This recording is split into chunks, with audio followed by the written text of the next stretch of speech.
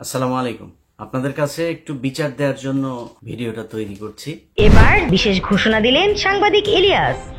বিশিষ্ট প্রবাসী সাংবাদিক ইলিয়াস হোসেন আজ তার এক ফেসবুক পোস্টের মাধ্যমে বিশেষ ঘোষণা দিয়েছেন। আজ বুধবার 12 ফেব্রুয়ারি এক ফেসবুক পোস্টের মাধ্যমে ইলিয়াস এই ঘোষণা দেন। সাংবাদিক ইলিয়াস তার পোস্টে উল্লেখ করেন, বিশেষ ঘোষণা, বেশ কয়েকজনের কাছে একই ধরনের অভিযোগ পেলাম যে আমার নামে ভয়ভীতি দেখিয়ে একটি অসাধু গোষ্ঠী স্বার্থ উদ্ধারের চেষ্টা করছে।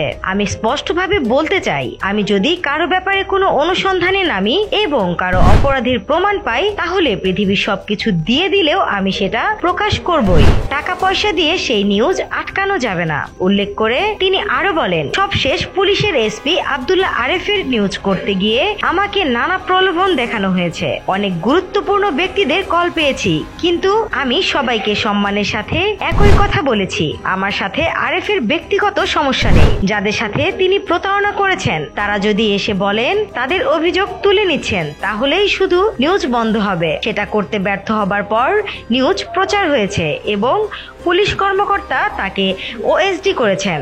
আমার সব অনুসন্ধানের ক্ষেত্রে একই নিয়ম প্রযোজ্য হবে। অতএব কেউ গিয়ে যদি কোনো ব্যক্তি, প্রতিষ্ঠান বা মন্ত্রণালয়ের কর্মকর্তাকে আমার লোক পরিচয় দিয়ে কোনো বিষয়ে সমঝোতার প্রস্তাব দেয় বা কোনো অবৈধ কাজ করে দেওয়ার চাপ দিতে গিয়ে আমার ভয় দেখায়, তাহলে আগে তাকে পুলিশের হাতে তুলে দিয়ে তারপর আমাকে জানানোর অনুরোধ থাকলো। শেষে ইলিয়াস তার পোস্টটি শেয়ার করে সবাইকে জানিয়ে দেওয়ার অনুরোধ করেন। স্নিগ্ধা আখি, দৈনিক নতুন সময়, ঢাকা।